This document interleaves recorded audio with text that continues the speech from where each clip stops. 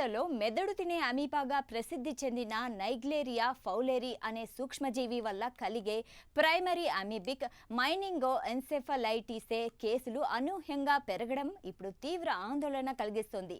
కేరళలో ఈ ప్రాణాంతక వ్యాధి వ్యాప్తి నానాటికి పెరుగుతోంది.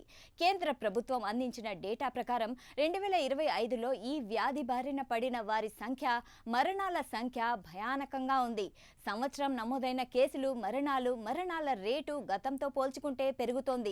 అయితే కొన్ని తాజా నివేదికలు ఇప్పటి వరకు ఈ ఏడాదిలో 60 నుంచి 70 కేసులు నమోదు కాగా 17 నుంచి 19 మరణాలు మాత్రమే ధృవీకరించబడినట్లు సూచిస్తున్నాయి. అయితే పార్లమెంటులో సమర్పించిన 170 కేసులు, 42 మరణాల సంఖ్య ఈ వ్యాధి పెరుగుతున్న తీవ్రతను తెలియజేస్తుంది. ఈ వ్యాధి ప్రపంచవ్యాప్తంగా దాదాపు 97% మరణాల రేటును కలిగి ఉంటుంది.